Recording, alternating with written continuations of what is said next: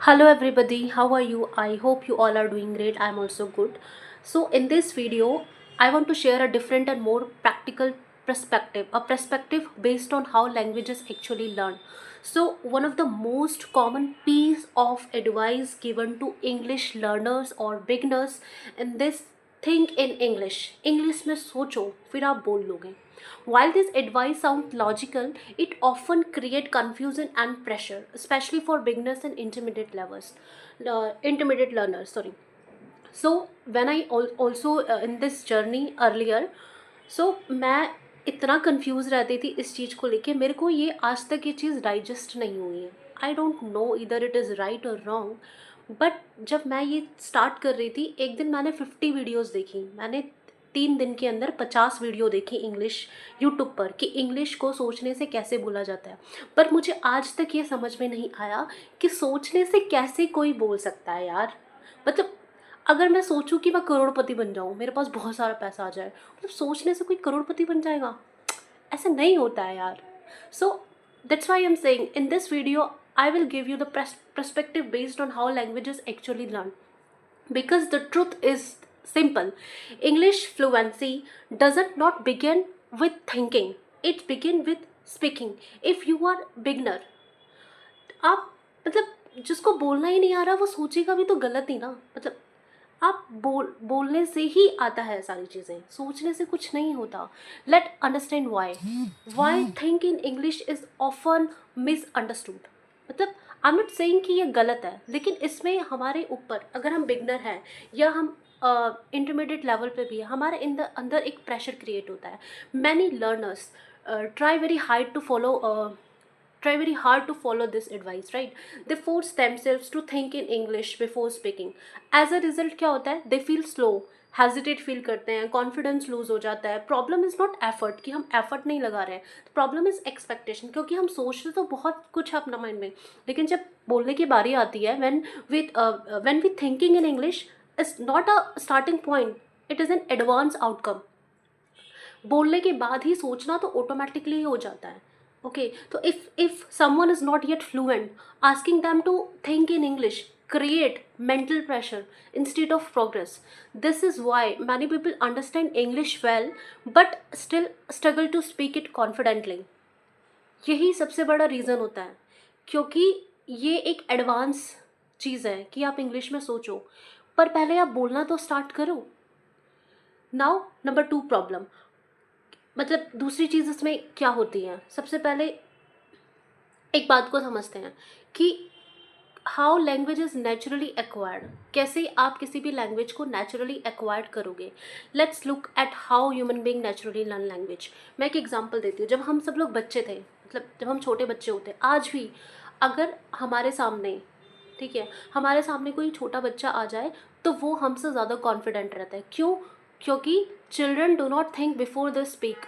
वो सिर्फ बोलते हैं, उनको जो बोला जाता है वो सिर्फ उसको बोलते हैं, वो सोचते नहीं हैं. उनके माइंड में कोई फ़िल्टर नहीं होता, उनके माइंड में कोई डर नहीं होता. They speak first, incorrectly, repeatedly, fearlessly. They may grammatical mistake. अच्छा आप एक बताइए, जब हम बचपन में अपनी लैंग्वेज याद करते थे, मतलब जब हम याद नहीं करते थे, मतलब बोलते थे हिंदी लैंग्वेज या कोई भी हमारी नेटिव लैंग्वेज, क्या उस समय हमारे मम्मी पापा ने, हमारे पेरेंट्स ने हमें बोला होता था कि नहीं पहले तुम सोचो बेटा उसके बाद बोलना? नहीं ना, उस समय तो हम लोग जो सुनते थे वही बोलते थे ना. फिर जैसे जैसे हम बड़े बड़े होते गए, हमने अपने दिमाग में एक प्रेशर क्रिएट कर लिया कि हम पहले सोचेंगे फिर हम बोलेंगे. नहीं, ऐसा नहीं करना. आप पहले बोलोगे फिर सोचोगे. चाहे ग्रामेटिकल मिस्टेक हो रही हो, चाहे प्रोनाउंसिएशन की ऐसी की तैसी हो रही हो, कुछ भी हो रहा हो, but you have to speak. तो बच्चे जो होते हैं ना, छोटे बच्चे, उनके माइंड में कोई फ़िल्टर नहीं होता, वो बस बोलते हैं. उन्होंने सुना मम्मी, वो बोलेंगे मम्मी. उन्होंने सुना एप्पल को एप्पल ही बोलते हैं, और कुछ नहीं बोलते. और एक और चीज़ देखिए बचपन में, जैसे कि आपके घर में कोई, मतलब किसी के भी घर में जब हम छोटे बच्चे होते हैं या फिर हमारे घर में कोई छोटा भी बच्चा होता है, तो वो क्या करता है, अगर उसकी क्लास स्कूल में टीचर एक इंग्लिश की उसको पोयम लर्न करवाती है, तो वो सबको सुनाता है. चाहे रिश्तेदार आ रहे हो, चाहे पड़ोसी आ रहे हो, चाहे कोई भी आ रहा हो, वो सबको वो पोयम सुनाता है. उसको इससे कोई फ़र्क नहीं पड़ता कि वो इंग्लिश में वो सही पोयम गा रहा है, उसमें ग्रामर सही लग रही है या कुछ सही लग रही है. That's why I am saying कि हमें ये चीज़ बोली जाती है कि इंग्लिश में सोचो फिर आप बोलोगे, नहीं, पहले आप बोलोगे तो सोचना ऑटोमेटिकली हो जाएगा। जब हम अपनी नेटिव लैंग्वेज बोलते हैं उसके लिए हमने पहले सोचा नहीं था, हमने पहले बोला था फिर हमने सोचा है। और आज भी हम सेम चीज़ें कर रहे हैं, ठीक है। क्योंकि क्योंकि the problem is that because language is not only a mental skill, it is also a physical skill. Your mouth, tongue, vocal muscles need training, just like muscle in the gym. Fluency comes from repetition, not perfection. तीसरी चीज, speaking precedes thinking. Here is an important concept to understand. You do not speak fluently because you think in English. You think in English because you have spoken enough.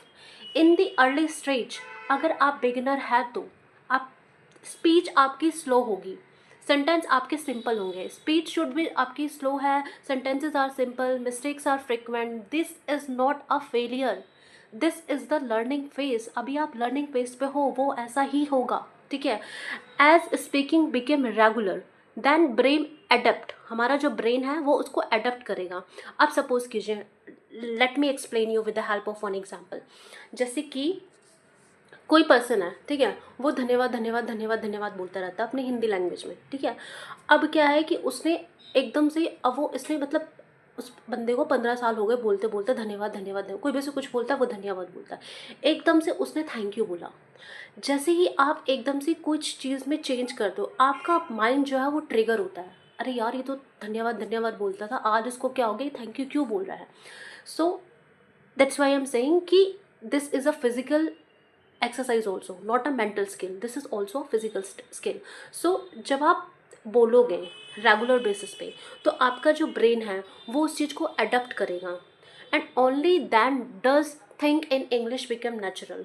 The power of subconscious mind एक book है, उसमें ये बोला गया है कि हमारे thoughts, हमारा माइंड, हमारा माइंडसेट, हमारे वर्ड्स हमारी रियलिटी को बनाते हैं, ठीक है। So instead of waiting to think fluently, पहले हम सही से सोचेंगे, जब हम सही से सोचना शुरू कर देंगे फिर हम सही से बोलना शुरू करेंगे। नहीं भाई नहीं, instead of waiting to think fluently, sorry, think fluently. और देखो मैं भी मिस्टेक कर रही हूँ, बोलते वक्त मैं भी अटक रही हूँ, बट स्टिल ना, यू माइंड में फेयर नहीं रखना है, कौन क्या बोल रहा है, जिसको जो बोलना है बोलने दो। लोग क्या सोच रहे हैं ये भी हम लोग ही सोचेंगे, तो फिर वो क्या सोचेंगे, ठीक है। So instead of waiting to think fluently, focus on speaking consistently. इसके बाद जो रियल बैरियर होता है फ्लुएंसी में, most learners already have enough knowledge. हमको सब पता है, we know vocabulary, we know grammar basics, we know listening ability, we know the real issue is lack of speaking practice. Okay, people avoid speaking because they fear mistakes, they fear judgment, they want to sound perfect. Frequency is not built in silence, ठीक है। आप शांत रहेंगे आपकी fluency कभी नहीं आएगी। And मैं 200% इस चीज़ को बोल सकती हूँ, जब तक कोई बोलना नहीं स्टार्ट करेगा, उसको कितनी भी अच्छी इंग्लिश आती हो, उसको कितनी भी अच्छी ग्रामर आती हो, वो नहीं बोल पाएगा। 1 साल हो जाए, 2 साल हो जाए, 1000 साल हो जाए, बुढ़ा हो जाएगा लेकिन बोल नहीं पाएगा। So the language requires action. Okay, the example which I give you earlier, अगर सोचने से ही सब कुछ हो जाता तो हर कोई यही सोचता भैया मैं तो करोड़पति बन जाऊंगा, तो क्या करोड़पति बन जाएगा? जब तक आप अनटिल और अनलेस, जब तक आप किसी चीज़ के लिए एक्शन नहीं लोगे, जब तक आप बोलोगे नहीं, तब तक आपको नहीं आएगा। मेरी जितनी भी वीडियोज़ आप स्टार्टिंग से अगर किसी ने देखी होंगी, मैं हर वीडियो में सिर्फ इतना बोलती हूँ, इंग्लिश बोलने के लिए सिर्फ बोलना पड़ता है और कुछ नहीं करना पड़ता।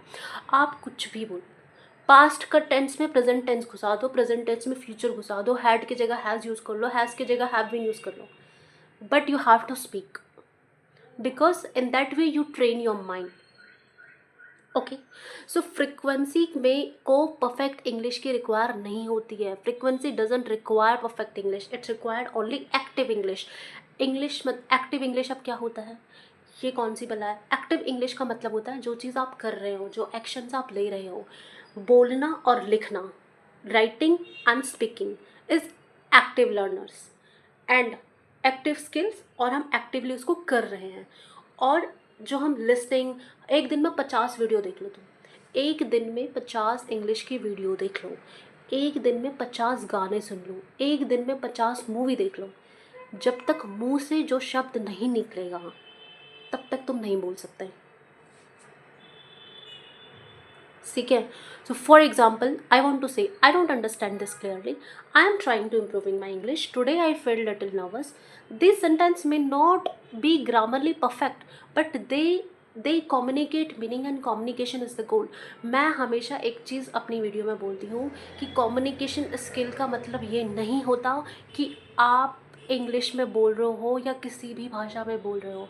कम्युनिकेशन स्किल्स का मतलब ये होता है कि your message should be clear, you are able to convey your message in front of others, in front of public, in front of people whom you wanna speak। This is communication skill. मैं भी तो हिंदी में बोल रही हूँ ना अभी, but इसका मतलब ये नहीं है कि मुझे इंग्लिश नहीं आती। बट वट, मैं इतना कंफ्यूज हो जाती थी इस चीज़ से, भाई सोचने से कोई कैसे बोल सकता है, ये एक सेकेंडरी थिंग है। आप बोलना स्टार्ट कीजिए, माइंड में ऑटोमेटिकली सोचना आ जाएगा। और अगर आपको किसी को ये चीज़ बहुत बकवास लग रही है ना कि यार ये क्या बोल रही है, आप बचपन में जाओ यार, अपने बचपन में देखो, जब अपने बचपन में कोई भी सब्जेक्ट पढ़ना स्टार्ट किया था, नर्सरी केजी क्लास में या एलकेजी क्लास में, या पोएम पढ़ना स्टार्ट किया था, कुछ भी चीज़ें हमने स्टार्ट की थी, वो हमारे पेरेंट्स ने, हमारे टीचर ने हमें ये नहीं बोला था बेटा पहले सोचो इस पोएम के बारे में फिर बोलना। वो बस हमें रटवाते थे, बोलो ऐसे बोलो, एक ABCD करके बोलो, उसको 100 बार बोलो, जब तक नहीं आएगा तब तक बोलो। तो बोलना बोलने से आता है, स्पीकिंग कभी सोचने से नहीं आती। You have to speak if you want a fluent in English. Practical speaking method I want to say here is a simple and effective practice method, that is set a timer for 2 or 5 minutes। ठीक है, किसी भी चीज़ के बारे में बोलो, बस बोलो। आपको अपने दिन के बारे में बोलना है, your day, your work, something you watch, something you learn, कुछ भी आ रहा है, रेड फोर्ट, किसी मुंबई सिटी के बारे में, जिस सिटी में आप रहते हो उस सिटी के बारे में बोलिए, जिस सिटी में आप नहीं रहते उस सिटी के बारे में बोलिए, but speak continuously until the timer ends। Don't stop, don't correct yourself, don't translate in your head, the only rule is keep speaking। this exercise trains fluency, flows, confidence and in the end, ये video मैं सिर्फ 7 से 8 minute के बनाना चाहती थी, but मैं कुछ ज़्यादा ही भावनाओं में बह गई, सॉरी। स्पीकिंग कंटिन्यूसली, आपका जब तक टाइमर एंड नहीं होता तब तक बोलिए और बोलते रहिए। अब मैं इसको सिर्फ समराइज़ करती हूँ, बस 1 मिनट और लगेगा इसको समराइज़ करने में, जो भी हमने अभी तक चीज़ें मैंने बोली। मुझे ऐसा लग रहा है, ऐसा फील हो रहा है, आई थिंक नो, ये मोटिवेशन वीडियो बनाई है मैंने या इंग्लिश स्पीकिंग के ऊपर वीडियो बनाई है, मुझे कुछ समझ नहीं आ रहा, बट ये वीडियो मैंने अपनी मर्ज़ी से बनाई है। मेरे को खुद नहीं पता मैंने इस वीडियो में क्या बोला है, बट जो भी बोला है, जो चीज़ें मुझे समझ में नहीं आई थी मैंने वो बोला है। मैं बस इतना बोलना चाहती हूँ कि बोलने से ही इंग्लिश आती है, सोचने से इंग्लिश नहीं आती है। Let me summarise this clearly. English fluency is not developed by forcing thoughts, it is developed by consistent speaking। Thinking in English is not a technique to apply, it is a result that appears naturally over time। So stop waiting to feel ready, start speaking now, even if it is slow, even it is imperfect, even if you are a bad, even कुछ टूटी फूटी आ रही है, कुछ भी आ रहा है, but बोलो। This is how real fluency is built। If this perspective makes sense to you, मुझे लगता है कुछ लोगों को ये सेंसिबल लग रहा होगा, मोस्टली लोगों को ये अनसेंसिबल लगेगा, बट मैं बता रही हूँ कि आप सोचने से कभी नहीं बोल सकते, इस चीज़ को लिख के ले लो। This perspective make sense to you, leave a comment saying just speak, and if you want practical realistic guidance to improve your spoken English, subscribe to this channel for more such content।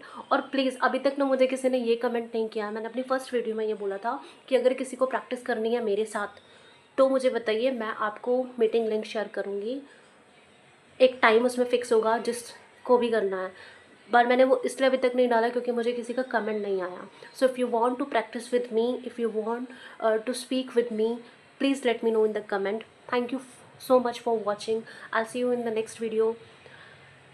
Take care you and your family. मैं last में फिर से बोलूँगी कि English सिर्फ बोलने से आती है।